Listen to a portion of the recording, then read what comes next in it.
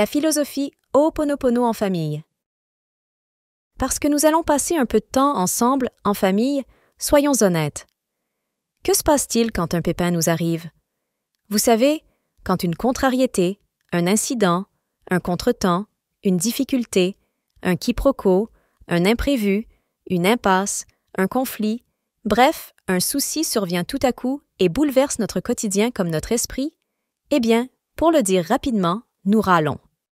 Oui, nous râlons, nous maugréons, nous fulminons. Alors, nos pensées s'en prennent inévitablement à cet autre qui nous a agacés ou peinés, aux circonstances qui ne sont décidément jamais en notre faveur. Rapidement, nous voilà plongés au cœur de la colère, de la calomnie, du jugement, de la jalousie, de la rancune, de la rancœur, du ressentiment. Nous voilà dans de sales draps. Les enfants, ces jeunes esprits si purs, sont-ils épargnés par ces réactions à chaud, plutôt froides d'ailleurs? Pas sûr, à en croire leur comportement sur les bancs de l'école comme du haut du toboggan. « Il m'a piqué ma place !»« C'est lui qui a commencé !»« Je peux pas, j'ai faim !»« Soif, envie de faire pipi !»« C'est trop injuste !» Sans oublier cette réplique très célèbre, véritable star du bac à sable. « C'est pas ma faute !»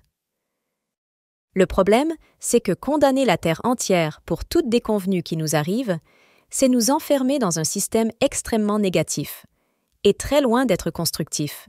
Nous ruminons en attendant que l'autre, le coupable, le fautif, change, ou que les événements, la situation s'arrange, pour qu'enfin nous nous apaisions.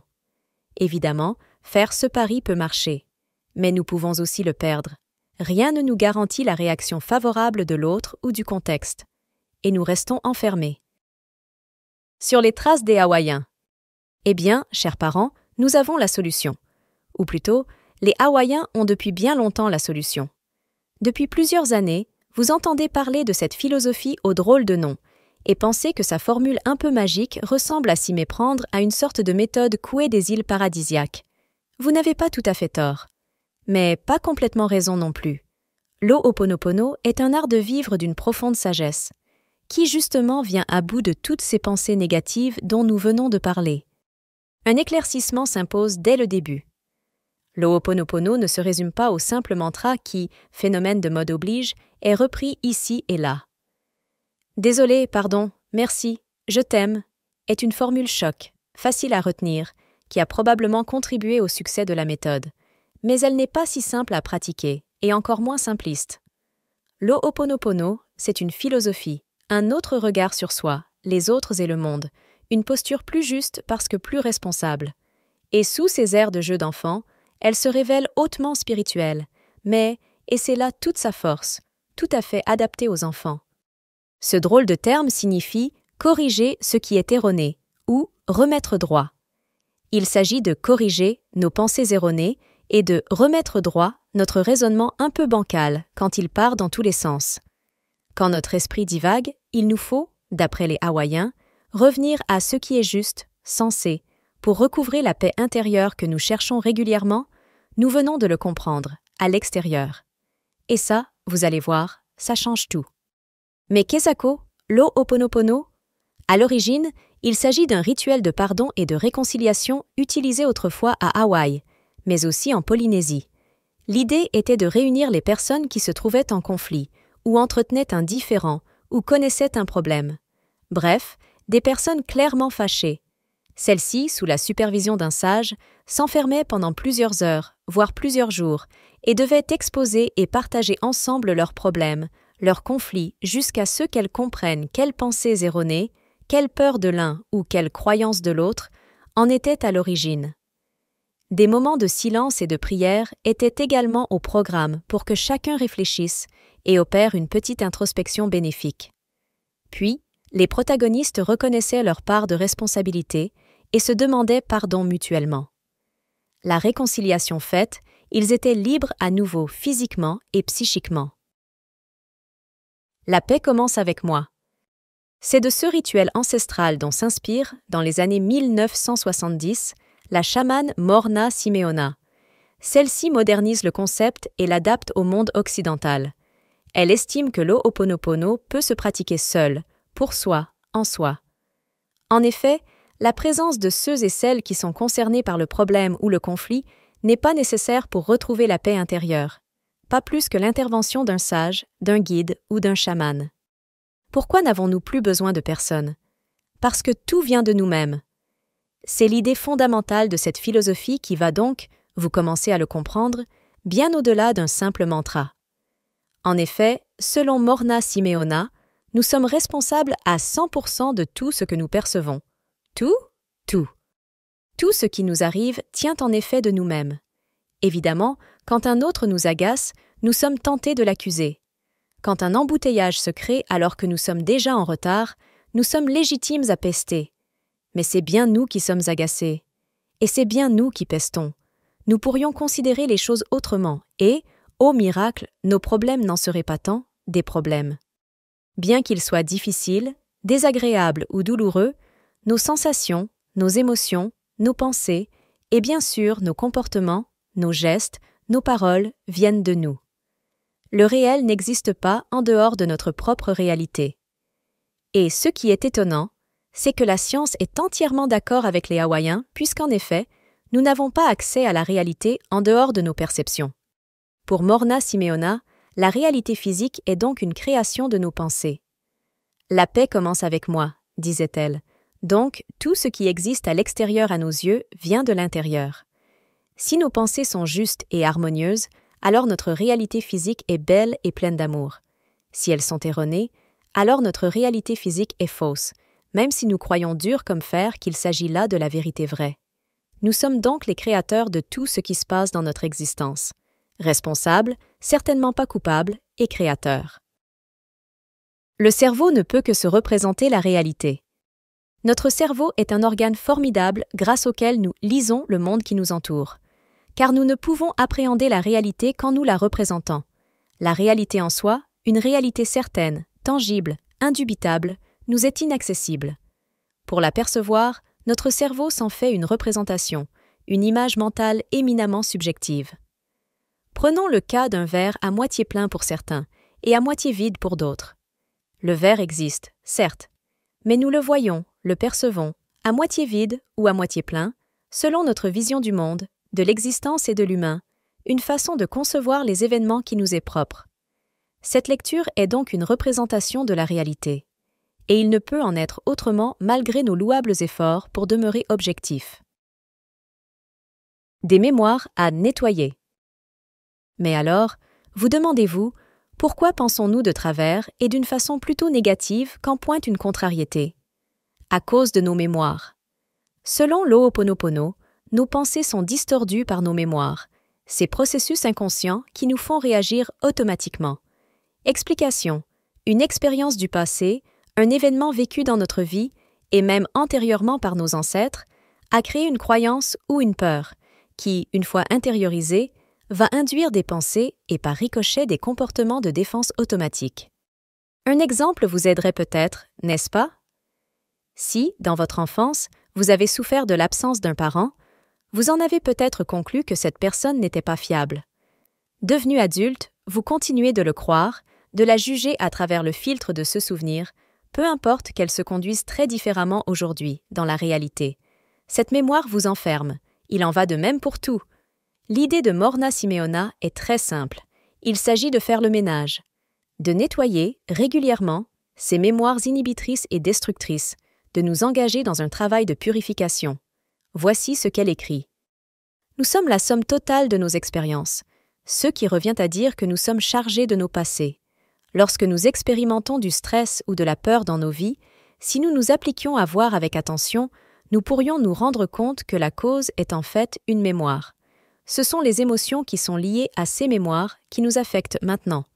Le subconscient associe une action ou une personne dans le présent avec quelque chose qui s'est produit dans le passé. Lorsque cela se produit, les émotions sont activées et le stress survient. Pour mieux comprendre cette histoire de mémoire, Luc Baudin et Maria Elisa Hurtado-Graciette en racontent une, d'histoire. Il était une fois un Arabe qui voyageait dans le désert avec son serviteur et ses 20 chameaux. Un soir, alors qu'ils s'étaient arrêtés pour la nuit, ils ne trouvèrent que 19 piquets pour attacher les chameaux. Par conséquent, ils ne pouvaient pas attacher le dernier chameau. Le serviteur demanda à son maître comment il pouvait faire, et le maître lui répondit « Fais semblant de planter un autre piquet et de l'attacher.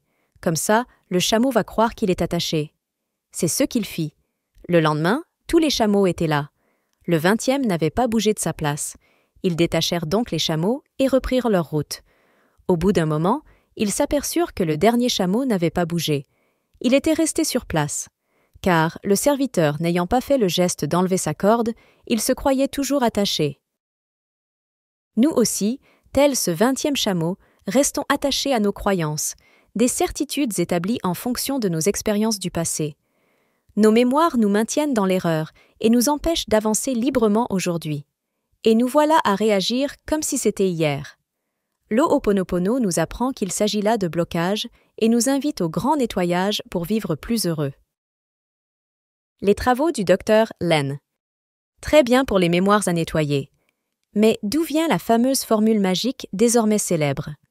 D'un article d'un certain Joe Vital, qui a fait fureur sur Internet, puis d'un livre qui a, lui aussi, connu beaucoup de succès. Celui-ci raconte l'expérience menée par le docteur Ialeakala Hugh Len, initialement formé par Morna Simeona, qui exerçait dans une unité psychiatrique d'Hawaï. Quelques années après la prise de fonction du médecin, cette unité a fini par fermer ses portes puisque tous les patients avaient été guéris. Mais comment donc? Voici ce qu'il confie à Joe Vital. Je guérissais la partie de moi qui les avait créés, car tout dans ma vie est ma création. Je sais que c'est difficile à admettre. Mais si je veux changer ma vie, je dois commencer par me changer moi-même. Je prends chaque dossier et je répète simplement « Désolé, pardon, merci, je t'aime ». La légende raconte que le docteur Len ne voyait jamais ses patients. Il se contentait de consulter leurs dossiers et de travailler sur lui-même, de nettoyer ses mémoires erronées en prononçant, en conscience, ce qui ressemble fort à un mantra. Simple, efficace. Notons ici que cette très belle histoire n'est pas validée par tous les étudiants et traducteurs de Morna Simeona, lesquels travaillent aujourd'hui à transmettre une version plus authentique et traditionnelle de l'Ho'oponopono. Il existe en effet de nombreuses interprétations, de nombreuses variantes, prières et outils. Il n'empêche, si le mantra « Désolé, pardon, merci, je t'aime » ne résume pas à lui seul cette philosophie bien plus grande qu'elle n'y paraît, il permet d'énoncer une intention qui contribue au nettoyage et à la libération qui était bien au cœur de l'enseignement de la chamane. Tout ce qui nous arrive, quand bien même c'est contrariant, difficile ou douloureux, est de notre responsabilité. Voilà pourquoi il est inutile de condamner autrui ou les fâcheux événements. L'objectif d'Ho'oponopono est de retrouver la paix intérieure, de recouvrer l'harmonie. Et le fameux mantra le permet. Le mantra de la paix. De nos jours, la méthode consiste donc, dans un premier temps, à répéter les mots salvateurs du Dr Len. Mais que dit-on quand on dit cela? Désolé signifie que l'on reconnaît la situation, la difficulté, le problème, le déséquilibre, que l'on en prend conscience, donc acte. Désolé, je ne savais pas que j'avais cette mémoire en moi. On ne fuit pas, on ne lutte pas, on ne fait pas le dos rond, on accueille. C'est aussi le moyen d'admettre que l'on en est affecté, triste, véritablement, désolé, et d'exprimer son émotion. Pardon signifie que l'on reconnaît sa part de responsabilité dans la situation. Pardon, je suis à l'origine de cet incident. Puisque c'est moi qui le vis ainsi, je vais donc nettoyer cette mémoire. On demande pardon à l'autre, bien sûr, mais aussi à soi ou au monde. C'est une façon constructive d'exprimer son désir de réparer, d'avancer. Merci signifie que l'on reconnaît l'opportunité de la situation, même si l'expérience est désagréable. Merci de me permettre de prendre conscience de cette mémoire. Quel que soit l'événement extérieur, ou la parole, la réaction, l'émotion de l'autre, ou encore notre propre comportement qui nous a contrariés, il s'agit là d'une chance de grandir. Ainsi, on exprime sa reconnaissance envers la vie même. Je t'aime signifie que l'on reconnaît le lien qui nous unit, la relation que, malgré tout, nous chérissons, la relation à l'autre, évidemment, mais aussi la relation de soi à soi, ou encore de soi au monde.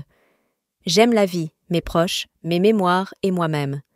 C'est un moyen de réaffirmer ces sentiments qui sont finalement plus forts et exprimer le meilleur de soi. Séance de nettoyage, mode d'emploi. À qui s'adresse-t-on? Selon nos croyances, nous pouvons évidemment nous adresser à un être supérieur, à notre divinité intérieure, mais aussi à notre inconscient, à l'univers ou à la Terre, au grand soi. Nous pouvons bien sûr ne nous adresser qu'à nous-mêmes, qu'à l'autre ou aux hommes en général. Et nous pouvons aussi ne nous adresser à rien ni personne en particulier. L'important est cette intention de nettoyer les mémoires erronées pour retrouver la paix et vivre en harmonie, en soi, avec les autres, dans ce monde. Quand prononcer ces mots? Dès qu'un souci surgit, un conflit avec autrui ou une situation embêtante, qu'une vilaine pensée nous déstabilise, qu'une émotion un peu forte nous déborde, qu'une sensation nous fragilise. Mais, idéalement, il conviendrait de faire le ménage du matin jusqu'au soir. Il faudrait en effet nous nettoyer de ces mémoires, nous libérer de ces blocages à chaque instant. Mais le mieux étant toujours l'ennemi du bien, les sages conseillent de travailler à intérioriser cette nouvelle posture plutôt que de répéter sa leçon sans véritable présence. Au-delà de la formule, une philosophie du lâcher-prise. Vous l'avez compris, l'Ho'oponopono est une philosophie qui nous engage au-delà d'une simple récitation. Hawaï a d'ailleurs décidé en 1993 d'inscrire cette tradition en tant que trésor vivant dans sa constitution. C'est véritablement une nouvelle posture que nous devons choisir, grâce à l'intention que nous posons régulièrement. Et cette intention débute bien avant la prière que nous formulons à destination de l'autre, d'une divinité ou de soi. Pour résumer et conclure, les 3 étapes essentielles sont 1. Prendre conscience de sa responsabilité dans tout ce qui arrive. Nous sommes les créateurs de notre existence. Nos pensées, guidées par nos mémoires, créent notre propre réalité. 2. Demander que soient nettoyées ces mémoires en utilisant notamment le célèbre mantra. 3. Lâcher prise, cesser de vouloir tout contrôler, gérer, expliquer ou encore éviter. Il s'agit de se fier à la vie, ne plus attendre, demander ou exiger pour retrouver l'inspiration. Arrêtons-nous d'ailleurs un instant sur ce 3e point. L'Ho'oponopono est en effet une merveilleuse façon de lâcher prise, de prendre de la distance vis-à-vis des petites contrariétés du quotidien. Souvent, quand il nous arrive un problème, nous ruminons, nous ressassons, nous en voulons à l'autre, nous condamnons sans merci ou maudissons la terre entière, comme nous l'avons vu au début de cette introduction. Et puis, le temps passe et nous retrouvons nos esprits. Nous voyons comme il a été totalement improductif de gâcher tout ce temps et toute cette énergie. L'Ho'oponopono nous fait revenir à la réalité, la nôtre, souvenez-vous, plus rapidement et nous épargne ce moment où nous attendons, demandons, voire exigeons que l'autre change ou que l'univers intervienne en notre faveur.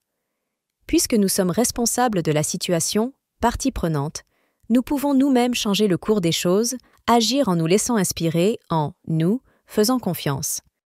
Alors, thérapeutique, l'Ho'oponopono?